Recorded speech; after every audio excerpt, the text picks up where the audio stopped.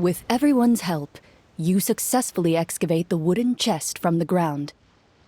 Even without opening it, you can tell from the mora and jewels scattered around the chest that it must contain quite the fortune.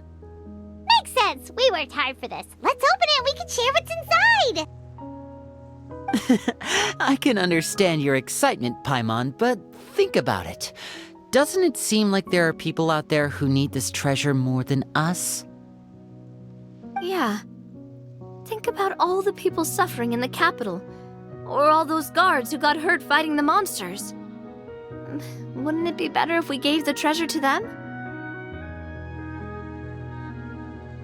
Wait, is that how it works? Paimon thought since we were the ones to dig it up, we could just take it for ourselves. Well, let's put it this way. Any decision you make during a role-playing game can impact the future course of the story. But would the people really believe us? It's hard enough for us to prove we're Marchese hunters. What if they think we procured the treasure illegally? They might get even more suspicious of us. That's definitely something we should consider. Maybe we can come up with an explanation in advance. Well, if donating it could cause that much trouble, why don't we use it to buy some gear and fill up on good food? Then we'll be ready to fight even more bad guys. Looks like you're facing a difficult choice once again. Well, it's getting late. Why don't we call it a day for now? Wow! Where did the time go? I'm not sure if it's because I'm having so much fun with you all or because the story is particularly enticing, but I feel like I could almost keep going. Here, here. Ooh, how about we play through the night? I'm not sure I'll have enough energy for that. Yeah, that won't work for me either.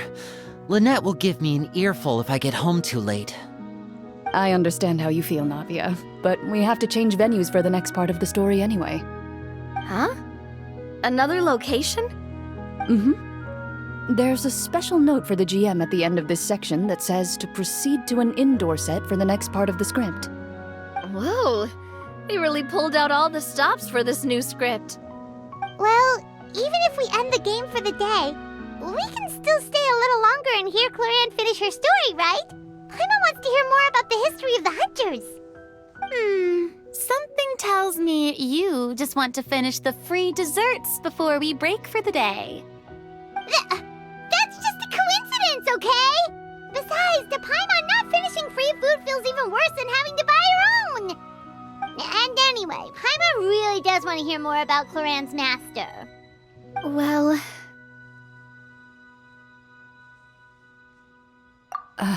It's nothing.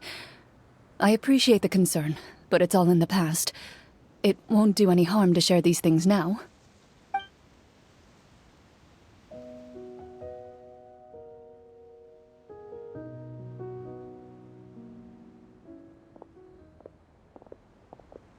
My earliest memories are of living with Master. According to her, she saved me from certain people of ill repute. My birth parents had left me behind some time before that. What a heavy beginning for a life story. Master was a fascinating individual, if inexperienced in the ways of raising children. My first ever toy was a short sword. Although I suppose it wasn't so much a toy as something Master removed from her waist and handed to a noisy child in need of distraction. Oh wait, so she handed an actual sword to a child? Isn't that dangerous? Did you hurt yourself? Of course I did. I cut my palm and bled quite a lot. But Master was not concerned. She just stood there and casually lectured me about it. See, that's what you get for not holding the sword properly, she told me. She then crouched down next to me and said, "Give me your hand. I'll teach you to bandage this wound. After that, it's time to learn how to truly hold a blade." Excuse me for asking this, Clorand, but how old were you exactly when all this happened? Probably around, 3, give or take. When most kids are still struggling to hold a fork? As I said, Master was rather inexperienced in the ways of raising children. She believed trial and error was the best way to teach a child what they're capable of. I'm not so sure this is a question of experience. I didn't see anything wrong with her ways at the time. And anyway, children don't get to choose how they're raised. Oh, she did bring me back a pet from Liyue once. It was a Geovishap hatchling. A Geovishap hatchling? For a pet? That seems even more dangerous! What she said was this: make sure to get along, you two. If you really can't agree on something, just settle it with a fight. Whoever loses is the real pet. And how old were you when this happened?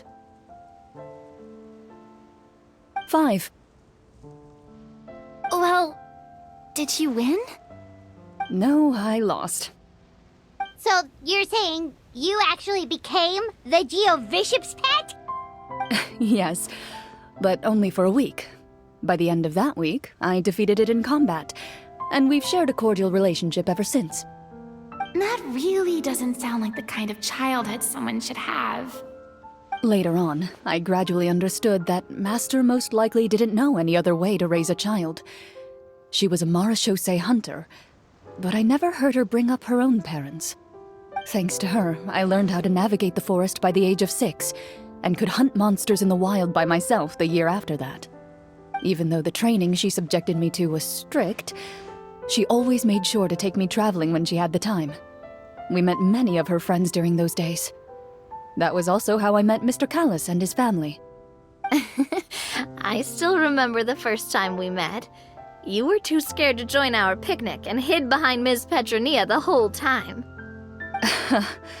I still hadn't really met many children my age at that time, so I didn't know how to interact with others. After that, though, you started coming over a lot. You loved challenging people to shooting competitions, remember? I don't think many members of the Spina ever beat you in one of those. I had a lot of fun during those days. I enjoyed them too. Oh, do you remember that one time we went exploring around the Spina together? We overheard Papa call your master Fontaine's Protector of Justice. We tried to pretend like we never heard anything, but you nearly let it slip that one time.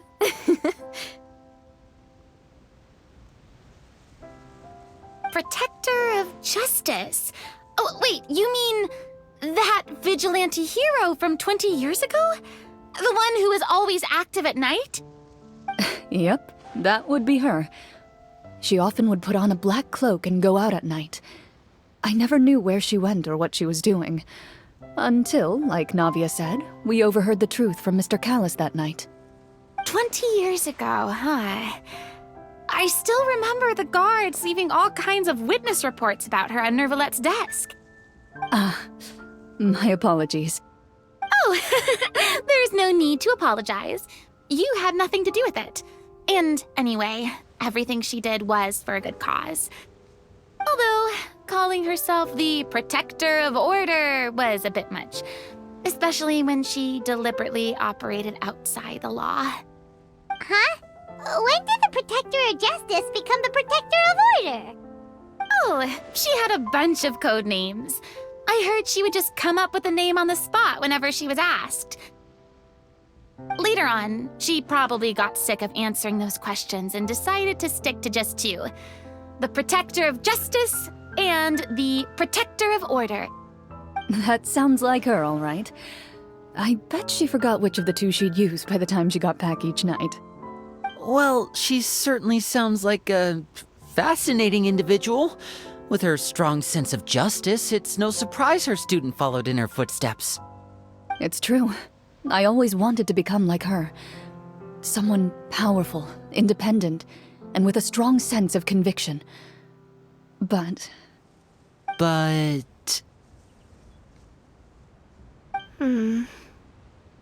She suddenly disappeared the night I turned 10 years old. Disappeared? What happened?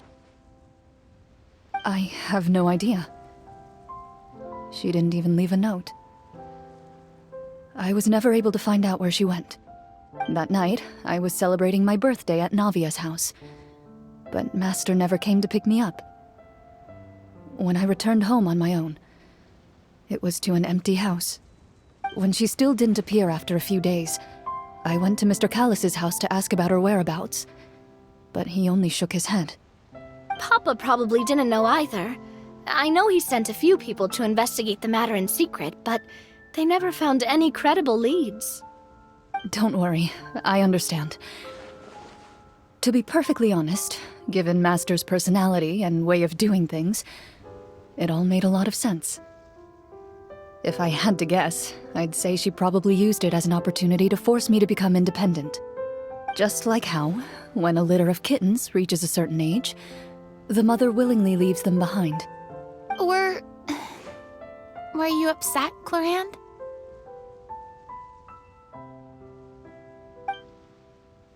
I was at first, but not anymore. I don't believe Master would suddenly disappear for no reason. There must have been something she just had to do. Well, despite everything, you still managed to follow in her footsteps and become the greatest champion duelist in all of Fontaine. You're practically a living symbol of law and justice. I suspect my position would be far too by the books for her. Master always did whatever she pleased. But you're right. I suppose I do take after her in some ways. Who knew Clorinde had such an interesting past? I never had the chance to ask her about it before. I wonder if Clorinde's master were the champion duelist back then. Would that duel against Mr. Callus have gone differently? Oh no. Judging by the atmosphere, Clorinde and Navia are probably thinking something similar. The mood just got super awkward all of a sudden. Well, anyway. Would you look at the time? It's getting dark, so we should probably call it a day for real this time. If we keep talking like this, we really will be here all night. I had a great time today, Miss Clorinde. Thank you for being our GM.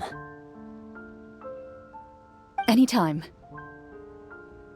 The script was good, but I've got to say, your childhood stories were even better. Hey, you should tell us more about that fight against the Geo-Bishop sometime. Maybe your master was onto something. You could be right. What does she mean, onto something? I certainly don't know any 5-year-olds who want to fight a bishop in their spare time. Guess I'll head back as well. I need to save my energy if I want to continue enjoying the story tomorrow. You're that excited to hear about my fight with the bishop? I was talking about the script